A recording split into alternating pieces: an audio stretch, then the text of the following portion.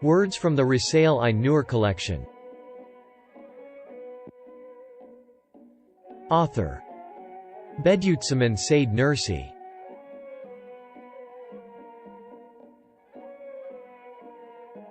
The 25th word. First light. This light consists of 3 rays. First ray. This is the eloquence of the Qur'an, which is at the degree of miraculousness.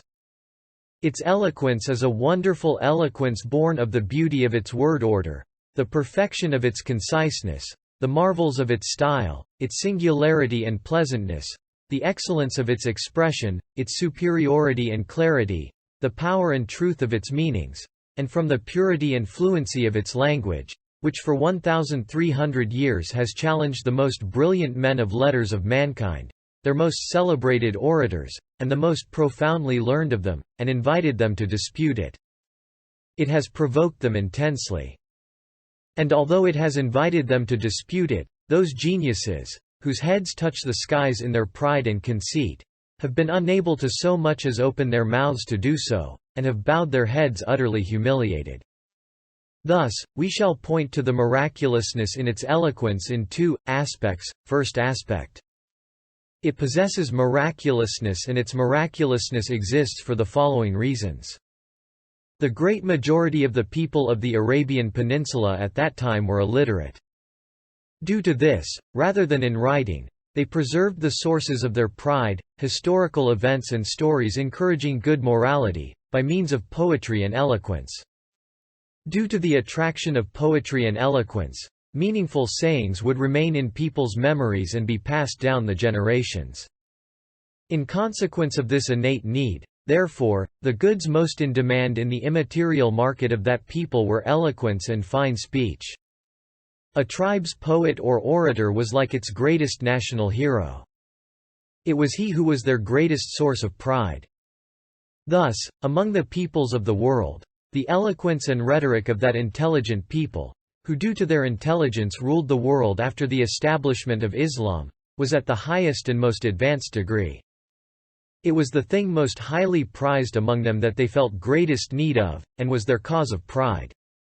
They attached such value to eloquence that 2 tribes would do battle at the word of a poet or orator, and they would make peace at his word. They even wrote in gold on the walls of the Kaaba the 7 qasidas of 7 poets called the al-Mu'allaqat al-Saba, and took great pride in them. It was at such a time when eloquence was thus most sought after that the Qur'an was revealed. Just as at the time of Moses peace be upon him it was magic that was most sought after, and at the time of Jesus peace be upon him, it was medicine. The most important of their miracles were in those fields. The Qur'an, therefore, invited the Arabian orators of that time to reply to even one of the shortest of the suras. It challenged them with the decree of, "And if you are in doubt about what we have revealed to our servant, then produce a surah resembling it." Qur'an 2:23. It also said, "If you do not believe, you shall be damned and shall go to hell." It provoked them intensely. It smashed their pride in fearsome manner. It was contemptuous of their arrogant minds. It condemned them firstly to eternal extinction and then to eternal extinction in hell, as well as to worldly extinction. It said, "Either dispute me, or you and your property shall perish." If it had been possible to dispute the Qur'an, is it at all possible that while there was an easy solution like disputing it with 1 or 2 lines and nullifying the claim, they should have chosen the most dangerous and most difficult, the way of war? Yes, is it at all possible that that clever people, that politically minded nation, who at one time were to govern the world through politics, should have abandoned the shortest, easiest, and most light way, and chosen the most dangerous, which was going to cast their lives and all their property into peril? For if their literary figures had been able to dispute it with a few words, the Qur'an would have given up its claim, and they would have been saved from material and moral disaster. Whereas they chose a perilous, lengthy road like war. That means it was not possible to dispute in by word, it was impossible, so they were compelled to fight it with the sword. Furthermore, there are two compelling reasons for the Quran being imitated. The first is its enemies' ambition to dispute it, the other, its friends' pleasure at imitating it. Impelled by these, millions of books in Arabic have been written, but not one of them resembles the Quran. Whether learned or ignorant, whoever looks at it and at them is bound to say, "The Quran does not resemble these." Not one of them has been able to imitate it. The Quran is therefore either inferior to all of them, and according to the consensus of friend and foe alike, this is completely non-valid and impossible, or the Quran is superior to all of them. If you say, "How do you know that no one has tried to dispute it, and that no one has had sufficient confidence to challenge it, and that no one's help for anyone else was of any avail?" The answer: if it had been possible to dispute it, most certainly it would have been attempted. For it was a question of honor and pride, and life and property were at risk. If it had been attempted, numerous people would have supported such an attempt. For those who obstinately oppose the truth have always been many. And if many people had supported it, they surely would have found fame. For insignificant contests, even, attracted the wonder of people and found fame in stories and tales. So an extraordinary contest and event such as that would never have remained secret. The most ugly and infamous things against Islam have been passed down and become famous, but apart from one or two stories about Musaylima the liar, no such thing has been related. Musaylima was very eloquent, but when compared with the exposition of the Quran, which possesses infinite beauty, his words passed into the chronicles as nonsense. Thus, the miraculousness of the Quran's eloquence is as certain as 2 = 2 = 4, and that is how it is. Second aspect. We shall now explain in 5 points the wisdom of the Quran's miraculousness contained in its eloquence. First point. There is a wonderful eloquence and purity of style in the Quran's word order. From beginning to end. Isharatul ijaz. Signs of miraculousness demonstrates this eloquence and conciseness in the word order. The way the second, minute, and hour hands of a clock each complete the order of the others, that is the way all the sentences of the all-wise Quran, and its words, and the order in the relationships between the sentences and words, have been expounded in Isharatul ijaz, from its first page to its last. Whoever wishes may look at that and see this wonderful eloquence in the word order. Here, we shall mention one or two examples in order to demonstrate the word order in the parts of a sentence. For example, "But if a breath of your sustainers' punishment touches them." Quran, 21:46. In this sentence, it wants to point out the punishment as terrible through showing the severity of the least amount. That is to say, it expresses littleness or fewness, and all the parts of the sentence look also to this littleness or fewness and reinforce it. Thus, the words, "But if" signify doubt, and doubt looks to littleness or fewness. The word touches means to touch lightly and expresses a small amount. And just as the word a breath is merely a whiff, so is it in the singular form. Grammatically it is a masdar mara and signifies once. Also the tanwin indicating indefiniteness in a breathe expresses littleness or fewness and means it is so insignificant that it can scarcely be known. The word of signifies division or a part, it means a bit and indicates paucity. The word punishment points to a light sort of punishment in relation to chastisement nakal or penalty iqab, and suggests a small amount. And by alluding to compassion and being used in place of subduer, all-compelling, or avenger, the word sustainer indicates littleness or fewness. It says, if the small amount of punishment suggested in all this paucity has such an effect, you can compare how dreadful divine chastisement would be. How much then do the small parts of this sentence look to one another and assist one another? How each reinforces the aim of the whole. This example looks to the words and aim to a small degree. Second example. And spend, in God's way, out of what we have bestowed on them as sustenance. Quran, 2–3. The parts of this sentence point out 5 of the conditions which make almsgiving acceptable. First condition. This is to give only so much alms as will not cause the giver to be in need of receiving alms himself. It states this condition through the division or parts signified by out of in the words out of what. Second condition. It is not to take from Ali and give to Wali, but to give out of one's own property. The words we have bestowed on them as sustenance express this condition. It means, give out of the sustenance that is yours. Third condition. This is not to place an obligation on the recipient. The word we have bestowed on them as sustenance states this condition. That is to say, I give you the sustenance. When you give some of my property to one of my servants, you cannot place them under an obligation. Fourth condition. You should give it to a person who will spend it on his livelihood, for alms given to those who will squander it idly is not acceptable. The word spend points to this condition. Fifth condition. This is to give in God's name. The words we bestow on them as sustenance states this. That is to say, the property is mine, you should give it in my name. These conditions may be extended. That is, the form almsgiving should take, with what goods? It may be given as learning and knowledge. It may be given as words, or as acts, or as advice. The word what and out of what indicates these various sorts through its generality. Furthermore, it indicates this with the sentence itself, because it is absolute and expresses generality. Thus, with the 5 conditions in this short sentence describing almsgiving, it opens up a broad field before the mind, granting it to it through the sentence as a whole. Thus, in the sentence as a whole, the word order has many aspects.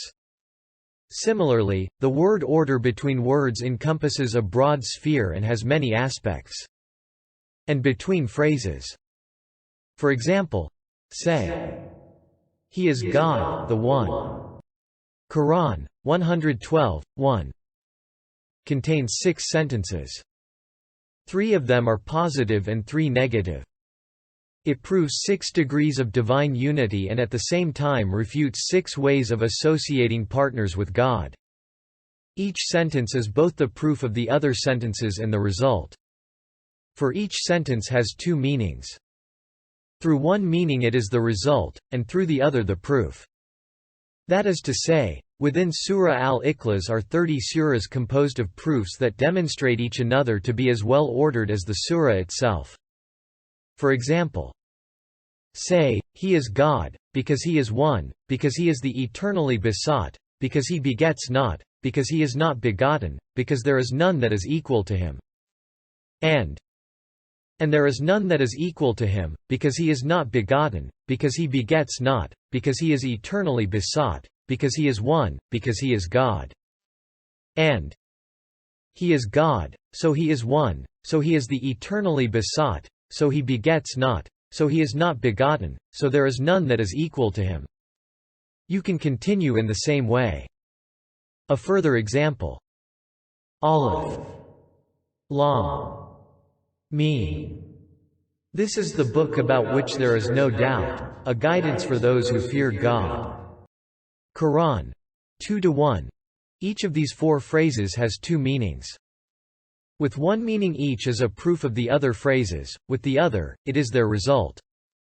From the 16 threads of their relationships, a miraculous word order embroidery is wrought. It is described thus in Isharatul Asia as.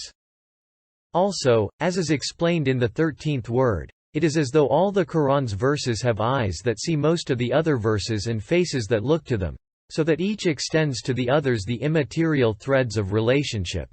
Each weaves a miraculous embroidery. From beginning to end Isharatul Ijaz expounds this beauty and eloquence of the word order. Second point. This is the wonderful eloquence in its meaning. Consider this example, which is explained in the 13th word. For example, if you want to understand the eloquence of the verse, all that is in the heavens and on the earth extols and glorifies God. For he is the tremendous, the wise. Qur'an 57-1, 59-1, 61-1. Imagine yourself in the age of ignorance in the deserts of barbarism before the light of the Qur'an. Then, at a time everything is swathed in the darkness of ignorance and heedlessness and enveloped in the lifeless veils of nature, you hear verses from the heavenly tongue of the Qur'an like, "All that is in the heavens and on the earth extols and glorifies God," or, "The heavens and the earth and all within them extol and glorify Him." Qur'an 1744. Now look. See how the dead or sleeping creatures in the world are raised to life in the minds of listeners at the sound of extols and glorifies Him. How they become conscious, and rise up and recite God's names. And how at the cry and light of extols and glorifies Him the stars, which had been lifeless lumps of fire in the black skies, all appear in the view of those who hear it as wisdom displaying words in the mouth of the sky and truth pronouncing lights. The earth, too, rather than being a desolate wasteland is seen to be a head with the land and sea as tongues, and animals and plants as words of glorification and praise. Now consider this example, which is proved in the 15th word. Listen to these verses. What do they say? O you company Ophagen and men! If you can pass beyond the regions of the heavens and the earth, pass beyond them. But you will not be able to pass beyond them save with authority, given by God. Which then, of the blessings of your sustainer do you deny? A flash of fire and smoke will be sent on you, and no succor shall you have. Which then of the blessings of your sustainer do you deny? Qur'an 55-33, 6. And we have adorned the skies nearest the earth with lamps, and made them missiles to drive away the evil ones. Qur'an 67-5. These verses say, O men and jinn, arrogant and refractory in your impotence and baseness, and rebellious and obstinate in your weakness and poverty. If you disobey my commands and you have the power to do so, pass beyond the boundaries of my dominions. How can you dare to oppose the commands of a monarch whose commands the stars, moons, and suns obey as though they were soldiers under orders? In your rebelliousness you oppose an all-wise and glorious one who has obedient soldiers which are thus awesome. Suppose your Satans were to resist, his soldiers could rain down stones on them like cannonballs. In your godlessness you revolt in the lands of a sovereign so glorious that among his forces are some which, it is not insignificant powerless creatures like you. But supposing the impossible you were infidel enemies the size of mountains or the globe, they could hurl down stars and flaming missiles on you of that magnitude and rout you. You infringe a law which binds beings such as those. If it was necessary, they could hurl the globe of the earth in your face and rain down stars and heavenly bodies on you as though they were missiles, with God's permission. You can compare with these the power, eloquence, and elevated manner of expression of other verses and their meanings. Third point. This is the wonderful uniqueness of its style. Indeed, the Qur'an style is both strange, and original, and wonderful, and convincing. It has imitated nothing and no one. And no one has been able to imitate it. Its style has always preserved the freshness, youth, and singularity it possessed when it was first revealed and continues to preserve it. For instance, the unique style of the cipher like muqatta'a, the disjointed letters, like elif, lam, mim, elif, lam, ra, ta, ha, ya, sin, ha, mim, ayn, sin, kaf, at the beginning of some of the surahs. We have described 5 or 6 of the flashes of miraculousness they comprise in İşaretül İcaz. For example, these letters at the start of certain surahs have taken half of each category of the many well-known categories of letters, like the emphatic letters kef, kaf, ta, elif, jim, dal, te, be, the sibilants, the stressed letters, the soft letters, the labiolinguals, and tremolo qalqala letters kaf, ta, dal, jim, be. Taking more than half from the light letters and less than half from the heavy letters, neither of which are divisible, it has halved every category. Although the human mind would be capable of it, having all those categories overlapping one within the other, hesitant among 200 possibilities, in the only way possible, which was hidden to the human mind and unknown to it, and organizing all the letters on that way, over that broad distance, was not the work of the human mind. And chance could not have interfered in it. Thus, in addition to these letters at the beginning of the suras, divine ciphers, displaying 5 or 6 similar flashes of miraculousness, scholars versed in the mysteries of the science of letters and the authorities from among the saints deduced many secrets from these disjointed letters. They discovered such truths that they declared that on their own these letters form a brilliant miracle. Since we are not party to their secrets and also we cannot provide proofs clear to everyone, we cannot open that door. We shall therefore suffice with referring readers to the explanation in of 5 or 6 flashes of miraculousness related to them. Now we shall point out the Quranic styles with regard to surah, aim, verse, phrase, and word. For example, if the surah about what are they disputing is studied carefully, it shows the events of the hereafter, the resurrection of the dead, and paradise and hell in a style so unique and wonderful that it proves the divine acts and dominical works in this world as though looking at each of those events of the next world, and convinces the heart. To expound the style of this surah fully would be lengthy, so we shall merely indicate 1 or 2 points, as follows. At the start of the surah, to prove the resurrection, it says, "We have made the earth a beautifully decked-out cradle for you, and the mountains masts and poles full of treasure for your house and your lives. We have made you as couples, loving and close to one another. We have made the night a coverlet for your sleep of comfort, the daytime the arena in which you earn your livelihood, the sun a light-giving, heat-supplying lamp, and from the clouds we pour down water as though they were a spring producing the water of life. And we create easily and quickly from the simple water the various flower-bearing and fruit-bearing things which bear all your sustenance. Since this is so, the day of resurrection, the day when good and evil shall be separated out, awaits you. It is not difficult for us to bring about that day." In a veiled way it points to proofs that after this at the resurrection, the mountains will be scattered, the skies shattered, hell readied, and the people of paradise given gardens and orchards. It says in effect, "Since he does these things related to the mountains and the earth before your very eyes, he shall do things resembling these in the hereafter." That is to say, the mountain at the beginning of the surah looks to the state of the mountains at the resurrection, and the garden to the gardens and paradises in the hereafter. You may compare other points to this and see what a beautiful and elevated style it has. And, for example, say, "O God, holder of all power, you grant dominion to whomever you wish and you remove dominion from whomever you wish. You exalt whomever you wish and you bring low whomever you wish. In your hand is all good. Indeed, you are powerful over all things.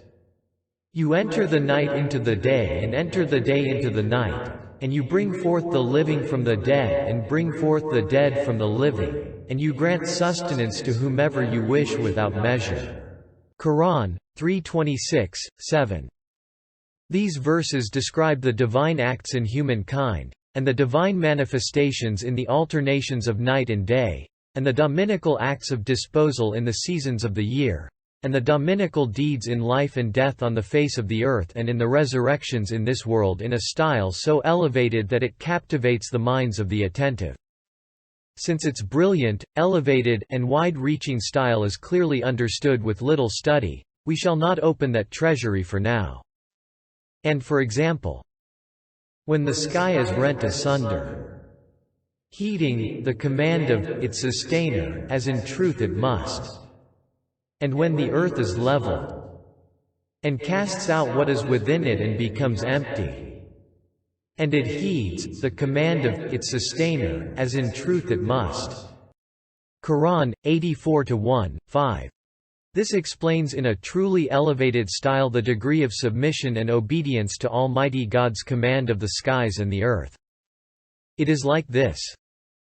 Just as a commander-in-chief opens 2 offices to accommodate the matters necessary for fighting, like one for strategy and one for the enrollment of soldiers, and when those matters are accomplished and the fighting is over, he addresses himself to the 2 offices in order to convert them into something else for some other business.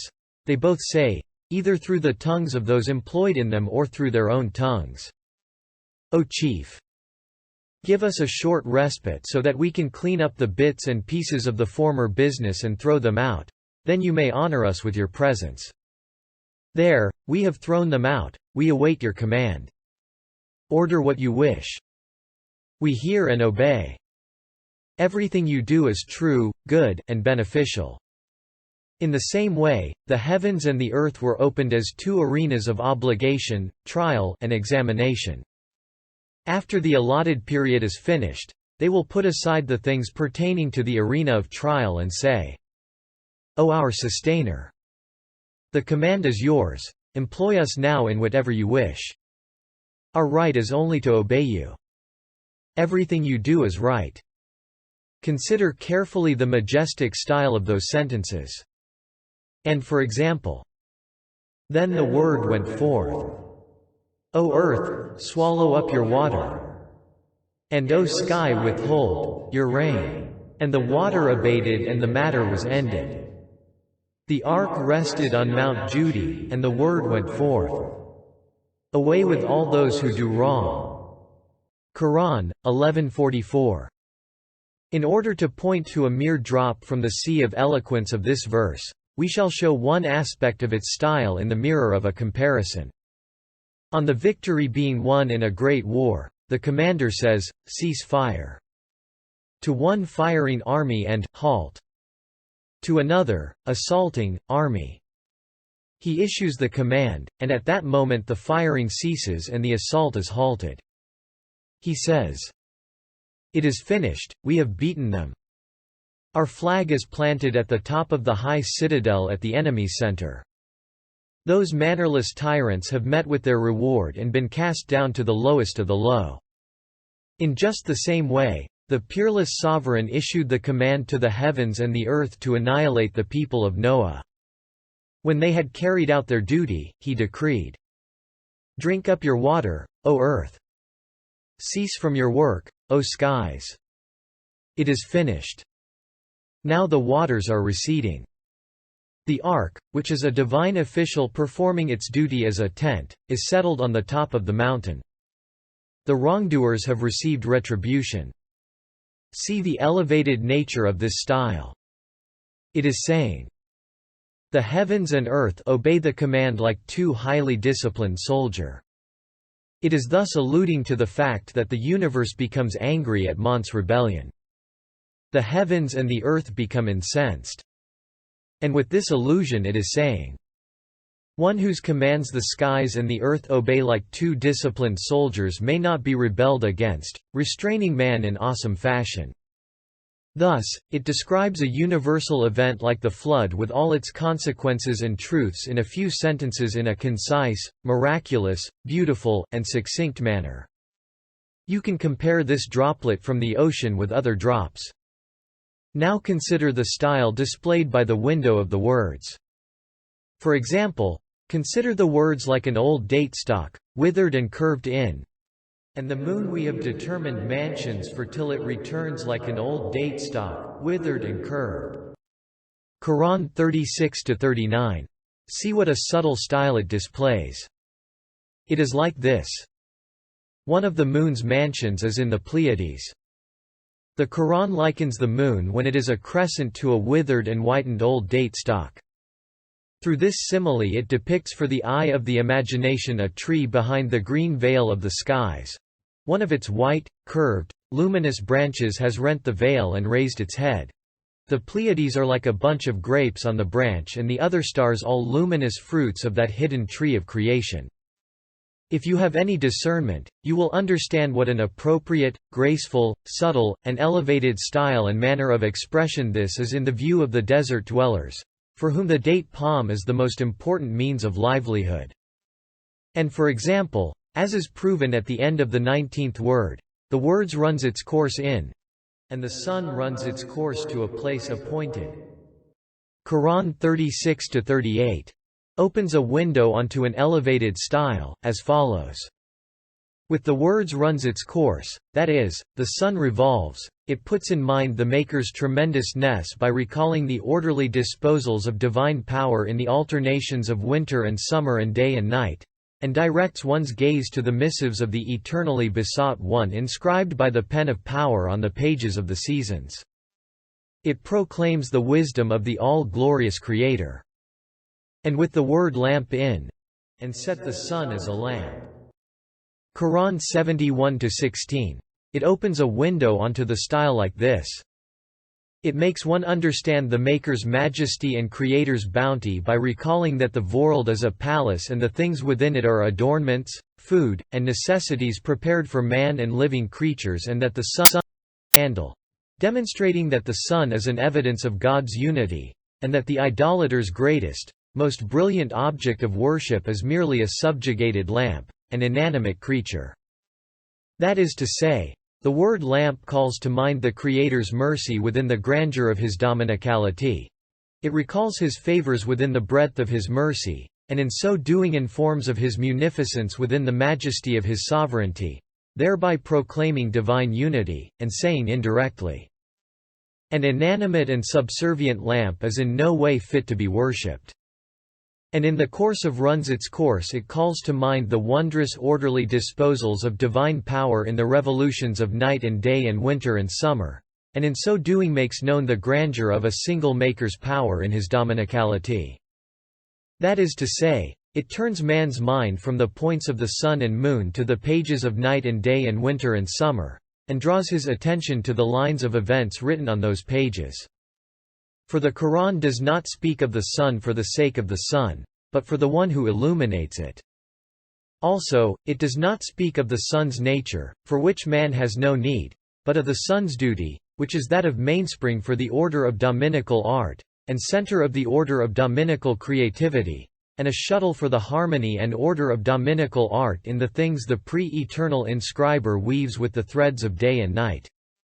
You can compare others of the Quran's words with these.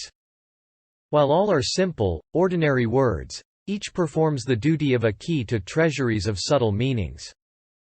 It is because the Quran style is for the greater part elevated and brilliant in the ways described above that on occasion Arab nomads were captivated by a single phrase, and without being Muslims would prostrate.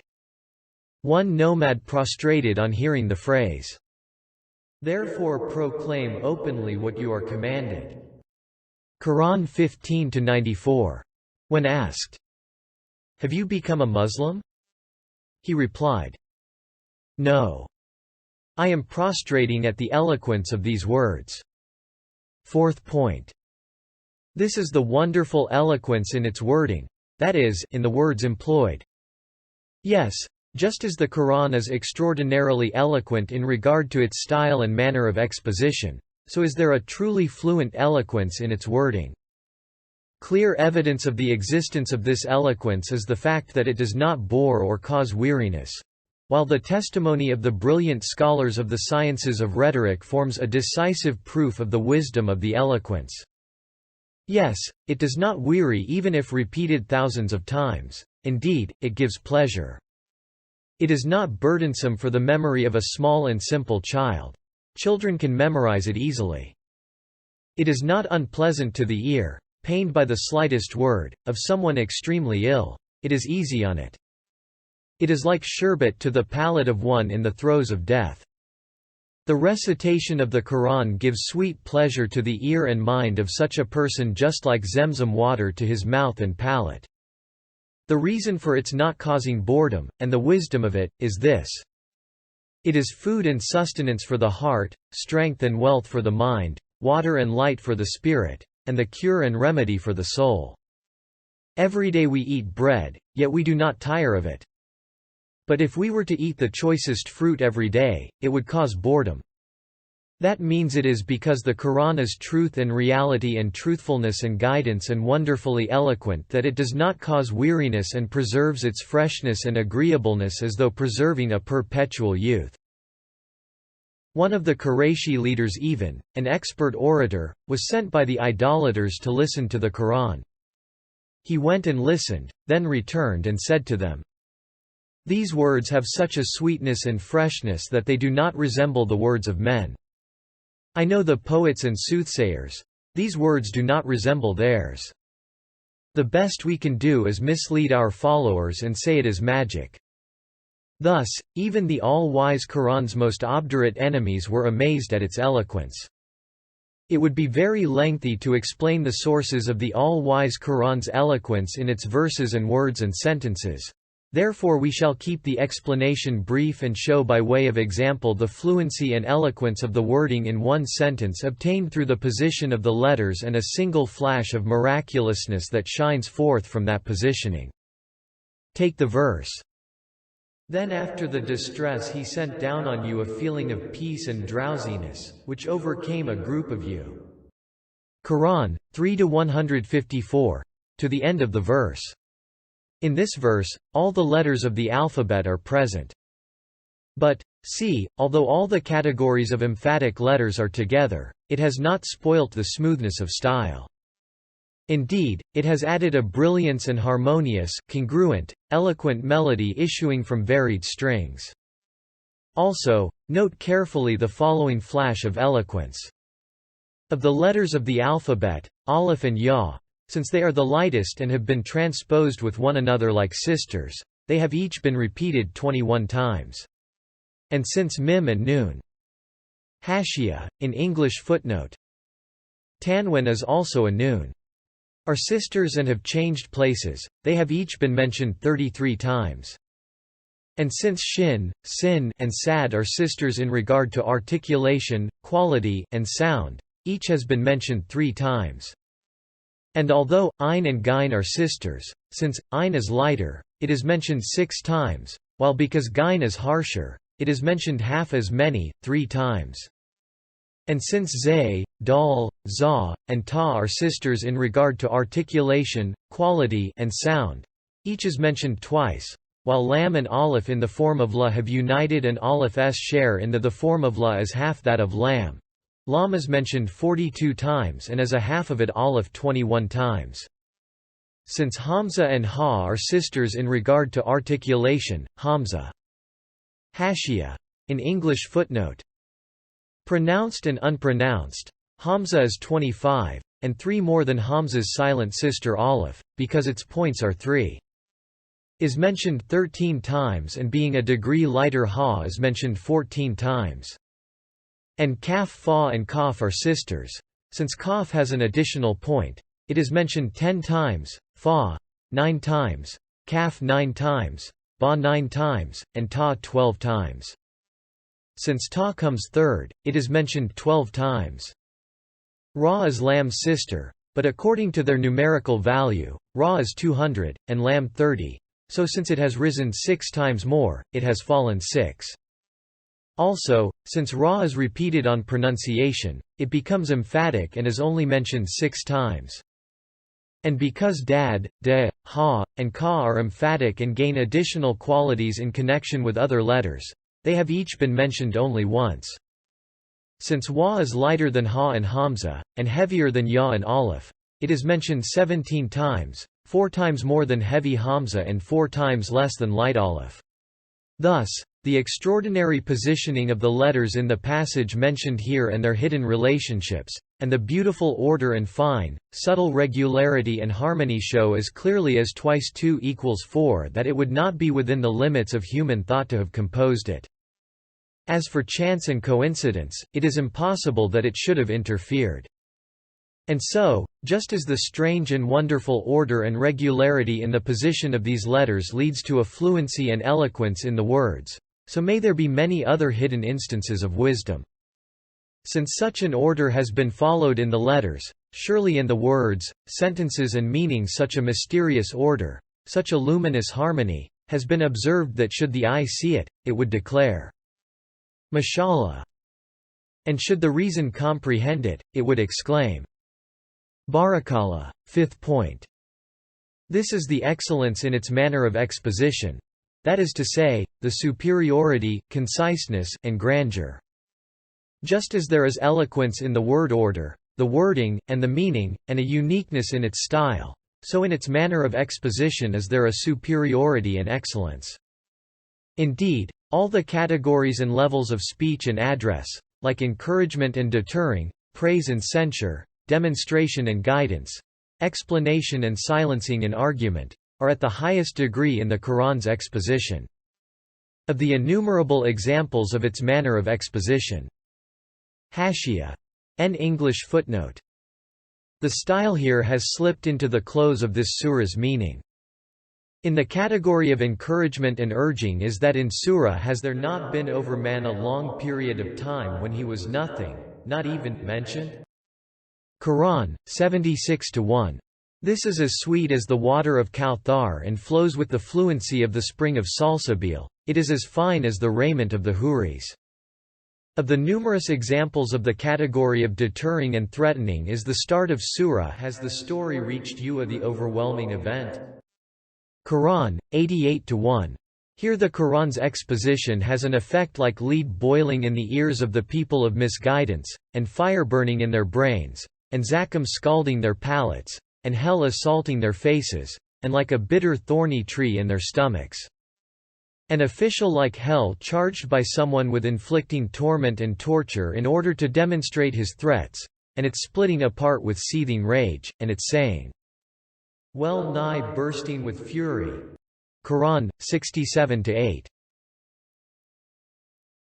Certainly show how awesomely dreadful that person's threats are. Of the thousands of examples in the category of praise, the Quran's manner of exposition in the 5 surahs starting Alhamdulillah is brilliant like the sun. Hashia. In English footnote. In these phrases is an allusion to the matters discussed in these surahs. Adorned like the stars, majestic like the heavens and the earth, lovable like the angels, compassionate like tenderness towards young in this world, and beautiful like paradise in the hereafter. Of the thousands of examples in the category of censure and restraint, in the verse, "Would any among you like to eat the flesh of his dead brother?" Quran, 49-12. It censures 6 times. It restrains from backbiting forcibly 6 times over. It is like this. As is known, the hemza at the beginning of the verse is interrogative. This seeps through all the words of the verse like water. Thus, with the first hemza it asks, "Have you no reason, the seat of question and answer, that you do not understand how ugly it is?" With the second, it asks with the word like, "Is your heart, the seat of love and hate, so corrupted that it loves the most despicable thing?" With the third, it asks with the words "one of you.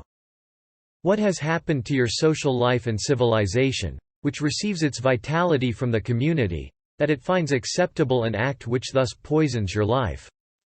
With the fourth, it asks with the words "to eat the flesh. What has happened to your humanity that you tear apart your friend like a savage beast?" With the fifth, it asks with the words "your brother. Have you no compassion and fellow feeling that you unjustly tear with your teeth at the character of the one injured, your brother in so many respects? Have you no reason that you bite at your own limbs like a madman?" And with the sixth it asks with the word "dead. Where is your conscience? Is your nature so corrupted that you do the most repulsive thing to the most respected person, your brother, like eating his flesh? That is to say, backbiting is censured and despised by the reason, the heart, humanity, the conscience, human nature, and social and national solidarity.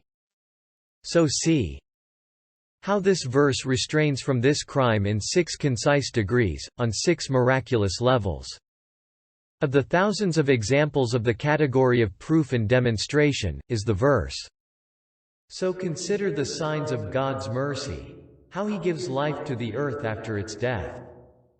Indeed, it is He who gives life to the dead, for He is powerful over all things." Quran, 30-50. Its exposition is such in proving resurrection and banishing doubts that it could not be more clearly demonstrated. It is like this. It says that, as is proved and explained in the 9th truth of the 10th word and in the 5th flash of the 22nd word, Every spring examples of resurrection are provided in 300,000 ways in the earth being raised to life with the utmost order and differentiation despite the innumerable species being all mixed up together in total confusion, thus demonstrating to the human observer that the resurrection of the dead would not be difficult for the one who does this. Also, since to write without fault or error with the pen of power hundreds of thousands of species on the page of the earth, all together and one within the other, is the seal of the single one of unity. With this verse it both proves divine unity as clearly as the sun, and it demonstrates the resurrection of the dead as easily and decisively as the rising and setting of the sun. Thus, the Qur'an demonstrates this truth in regard to manner, as described by the word how, just as it mentions it in detail in many surahs. And for example, in Surah Qaf, by the glorious Qur'an, Qur'an 50:01, it proves resurrection in such a brilliant, fine, sweet, and exalted manner that it convinces as certainly as the coming of spring. Look. In answer to the unbelievers denying the raising to life of decomposed bones and saying, "This is extraordinary, it could not be," it decrees, "Do they not look to the skies above them, how we have made them and adorned them and how there is no flaw in them? Until. And thus will be the resurrection." Quran 50:6-11. Its manner of exposition flows like water and shines like the stars. It gives both pleasure and delight to the heart like dates. And it is sustenance. And in one of the most subtle examples of the category of demonstration, it says, Yasin, by the all-wise Quran. Indeed you are one of the messengers? Quran 36:1-3. That is, I swear by the wise Quran that you are one of the divine messengers. This oath indicates that the proof of messengership is so certain and true, and its veracity is so worthy of honor and respect, that it is sworn by. By indicating this, it is saying, You are the messenger, for you hold the Quran in your hand, and the Quran is the truth and it is the word of truth. For it contains true wisdom, and bears the seal of miraculousness. And one of the concise and miraculous examples of the category of proof and demonstration is this. He says, Who will raise to life these bones when they are rotted? Say, He will raise them who created them in the first instance, for He has full knowledge of every kind of creation. Quran 36:78-79. That is, man asks, Who will resurrect decayed bones? You say, Whoever made them in the first place and gave them life, He will resurrect them. As was depicted in the third comparison of the ninth truth in the 10th word, if someone reassembles a large army in one day before your eyes, and someone else says, At a bugle call that person brought together the members of a battalion who had dispersed to rest, he is able to bring the battalion under order, and you say, O man, I do not believe it, you can see what a foolish denial it would be. In just the same way, the all-powerful and all-knowing One enrolls and unites anew with the command of, Be. And it is, and with perfect order and the balance of wisdom, the particles and subtle faculties of the battalion-like bodies of all the animals, which are like an army, and other living creatures, and creates every century, and every spring even, all the hundreds of thousands of army-like species of living creatures on the face of the earth. Can it be questioned then how He can gather together at one blast of Israfil's trumpet the fundamental parts and particles of a battalion-like body, which are already familiar with one another, through taking them under order? Can it be considered unlikely? If it is considered unlikely, it is a mindless foolishness. In the category of guidance, the Quran's manner of exposition is so moving and tender, and familiar and gentle that it fills the spirit with ardor, the heart with delight, the mind with interest, and the eyes with tears. Of thousands of examples is this verse. And yet after all this your hearts hardened and became like rocks, or even harder. To the end of the verse. Quran 2-74. As is proved and explained in the discussion of the third verse in the first station of the 20th word, it says to the children of Israel, What has happened to you that although hard rock shed tears from 12 springs like eyes before a miracle like the staff of Moses, peace be upon him, you remain indifferent in the face of all his miracles, with your eyes dry and tearless and your hearts hard and without fervor? Since this meaning of guidance is explained there, we refer you to that word, and curtail this here. Of thousands of examples in the category of making understood and silencing an argument, consider only the following two. If you have doubts about the Qur'an we have revealed to our servant Muhammad, then produce a surah similar to it. And call upon all your helpers besides God to bear witness for you, if what you say is true. Quran 2:23. That is, if you have any doubts, summon all your elders and supporters to help you and testify for you. Then compose the like of a single surah. Since this has been explained and proved in Isharatul Ijaz, here we shall only point out a brief summary of it. It is as follows. The Quran of miraculous exposition says, O men and jinn! If you have any doubts that the Quran is the word of God and imagine it to be man's word, then come on, here it is, let's see. You bring a book like this Quran from someone unlettered, who does not know how to read and write like the one you call Muhammad the Trustworthy, and get him to compose it. If you cannot do this, then he need not be untaught, let him be a famous man of letters and learned.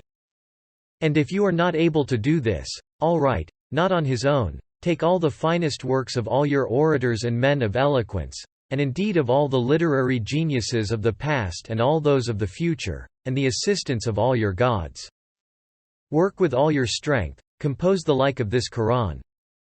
And if you cannot do this, leave aside the truths of the Quran and its many miraculous aspects, which it is not possible to imitate, and compose a work which is its equal in only the eloquence of its word order. Through the silencing words of, bring then 10 surahs forged, like it. Quran 11:13.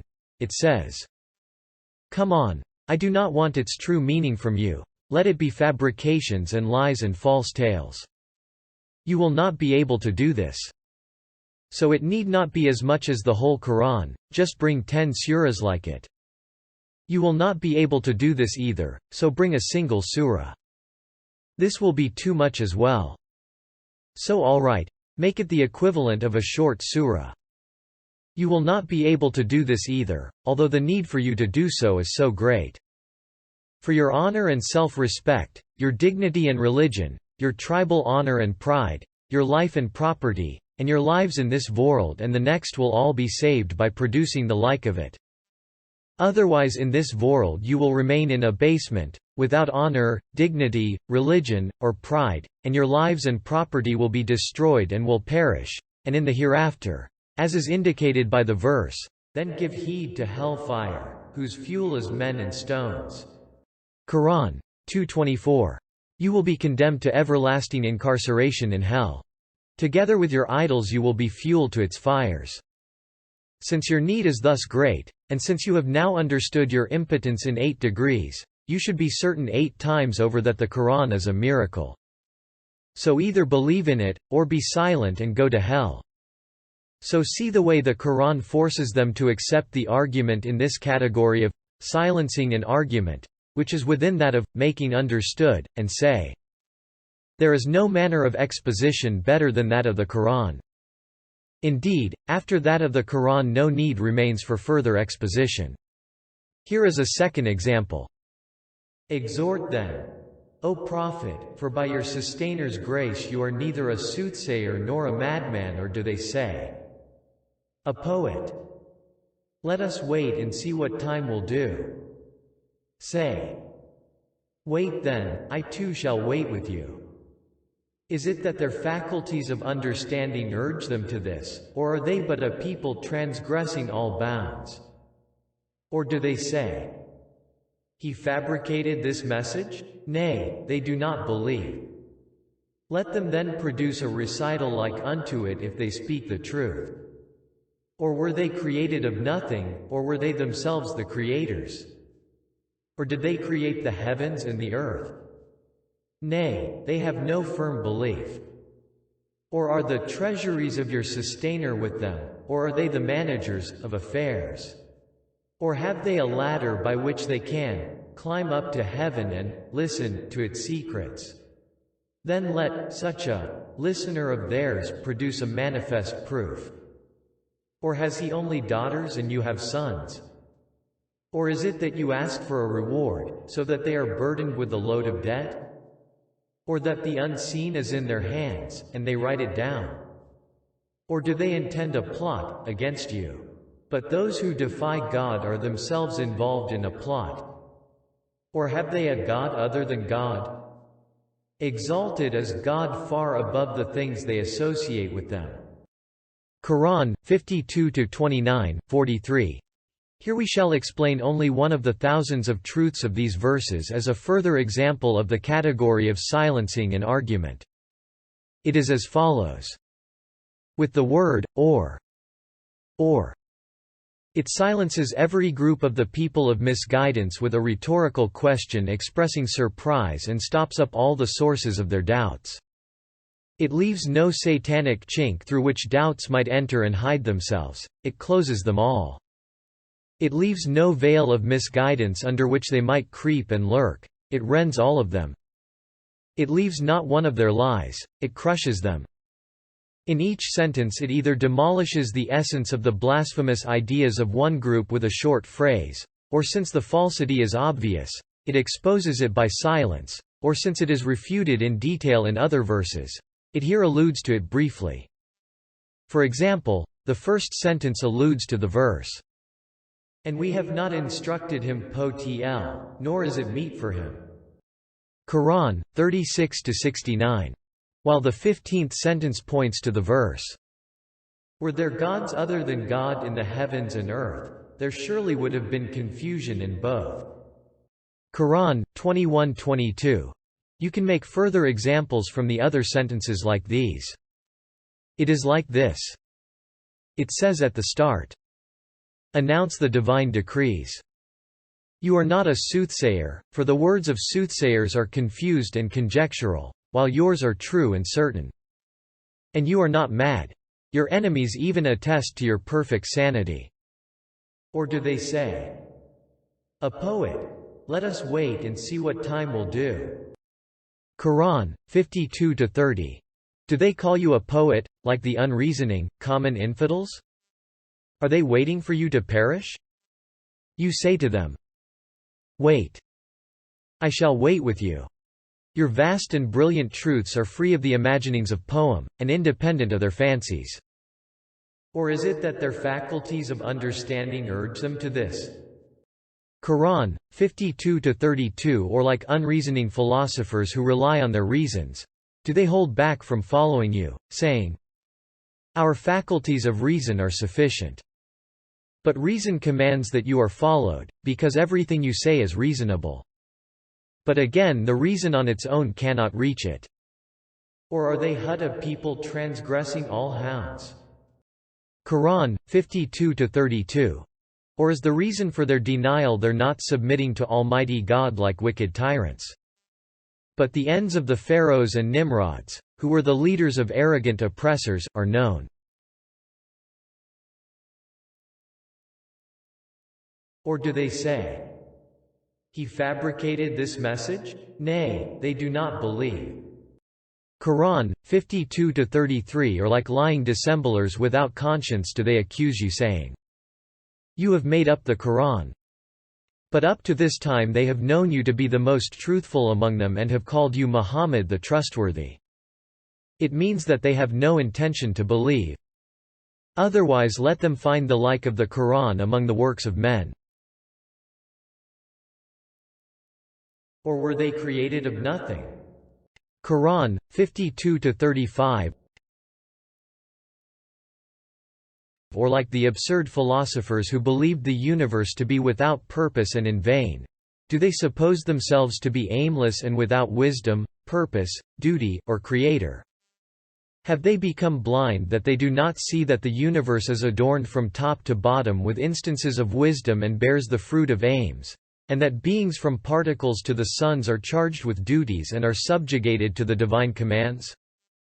Or were they themselves the creators? Qur'an, 52–35.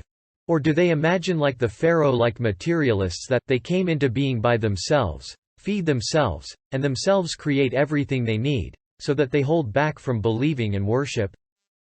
That means they all suppose themselves to be the creator. Whereas the creator of one thing has to be the creator of everything. That is to say, their pride and conceit have made them so utterly stupid they imagine to be a possessor of absolute power, one who is absolutely impotent and may be defeated by a fly or a microbe. Since they have abdicated their reason and humanity to this degree and have fallen lower than the animals and even inanimate beings, do not be saddened at their denial. Consider them to be a variety of harmful animal and filthy matter. Ignore them and give them no importance. Or did they create the heavens and the earth? Nay, they have no firm belief. Qur'an, 52–36. Or, like the mindless, confused Mu'tazila, who denied God all attributes and denied the Creator, do they deny God so that they do not heed the Qur'an? In which case, let them deny the existence of the heavens and the earth, or let them say, "We created them." Let them lose their minds altogether and begin uttering the frenzied ravings of lunacy. For in the heavens as many proofs of divine unity are apparent and are recited as the stars, and on the earth as many as the flowers. That means they have no intention of acquiring certain knowledge and finding the truth. Otherwise how do they suppose to be without inscriber the book of the universe, in one word of which is written a whole book, although they know that a letter cannot exist without the one who wrote it? Or are the treasuries of your sustainer with them? Qur'an, 52–37. Or, like one group of misguided philosophers who denied Almighty God the power of choice, or like the Brahmins, do they deny the source of prophethood so that they do not believe in you?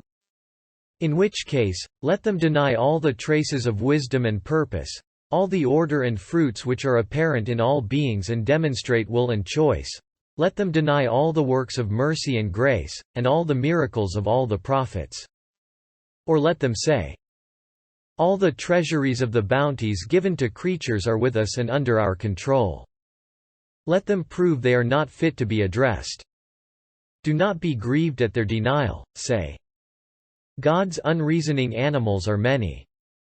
Or are they the managers of affairs? Qur'an, 52–37. Or, like the arrogant Mu'tazilites, who made the reason dominant, do they imagine themselves to be rivals to and inspectors of the Creator's works, and want to hold the all-glorious Creator responsible? Beware, do not lose heart. Nothing can come of the denials of self-centered people like that. You do not be deceived either. Or have they a ladder by which they can climb up to heaven and listen to its secrets? Then let such a listener of theirs produce a manifest proof.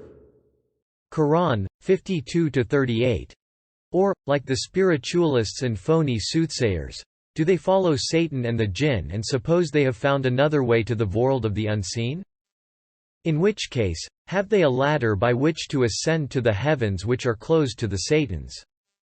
Do they imagine that they can give the lie to your news from the heavens? The denials of such charlatans are worth nothing. Or has he only daughters and you have sons? Qur'an, 52–39. Or, like the polytheist philosophers who ascribed partners to God under the name of the 10 intellects and the masters of the species, and the Sabaeans, who attributed a sort of godhead to the stars and the angels, do they ascribe offspring to Almighty God? Like the heretics and misguided, do they ascribe a son to him, which is contrary to the necessary existence, unity, eternity, and absolute self-sufficiency of the single and eternally besought One? Do they ascribe femininity to that offspring, which is opposed to the angels' worship, purity and kind? Do they suppose it to be an intercessor for them, so that they do not follow you? Generation is the means of multiplying, mutual assistance, perpetuation, and life for creatures like man, who is contingent, transitory, and in need of perpetuating the species, is corporeal and divisible, capable of multiplying, impotent and needy for an heir to help him.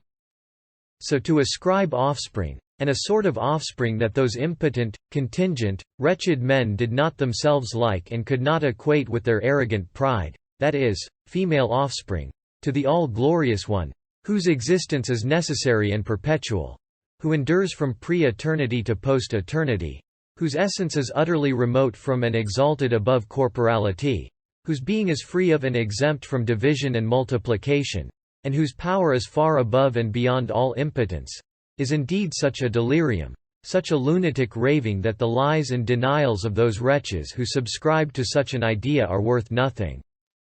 You must not be deceived. The scatter-brained nonsense, the delirious ravings of every crazy lunatic, should not be heeded. Or is it that you ask for a reward, so that they are burdened with a load of debt? Qur'an, 52–40.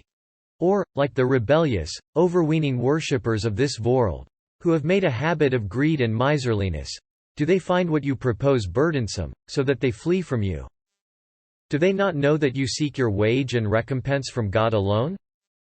Is it a burden to give to their own poor 1/40th of the property given to them by God Almighty, or a part of it, and as a consequence both receive plenty, and be saved from the envy and curses of the poor? Do they consider the command to give zakat burdensome and therefore hold back from Islam? Their denials have no importance, and what they deserve is a slap, not an answer. Or is it that the unseen is in their hands, and they write it down? Qur'an, 52–41. Or, like Buddhists, who claim to be familiar with the unseen, or the pseudo-intellectuals, who imagine their conjectures about its affairs to be certain, does what you said about the unseen not appeal to them?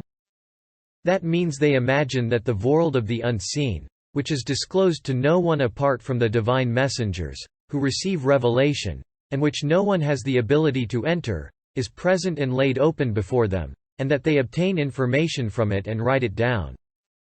So do not be disheartened by the lies of these arrogant braggarts who have overstepped their mark to an infinite degree. For in a short while your truths will completely overturn their imaginings. Or do they intend a plot against you? But those who defy God are themselves involved in a plot. Qur'an, 52–42. Or, like two-faced dissemblers and cunning atheists whose natures are corrupted and consciences rotted, do they want to deceive the people and turn them away from the guidance which they cannot obtain, to trick them, and so call you either a soothsayer, or possessed, or a sorcerer? Do they want to make others believe what they do not believe themselves? Don't think of these insidious charlatans as human beings, don't be saddened at their wiles and denials, and lose heart. Rather, increase your efforts. For they only deceive their own souls and harm themselves. And their successes in evil are temporary. It is a divine stratagem, drawing them to perdition by degrees. Or have they a god other than God? Exalted is God far above the things they associate with him. Qur'an, 52–43. Or, like the Magians, who imagined two separate gods called the creator of good and the creator of evil, or like the idolaters and worshippers of causes, who attribute a sort of godhead to different causes and imagine each of them to be a source of support for them. Do they rely on other gods and contest you? Do they consider themselves free of any need of you? That means they have become blind and do not see the perfect order and flawless harmony throughout the universe, which is as clear as day.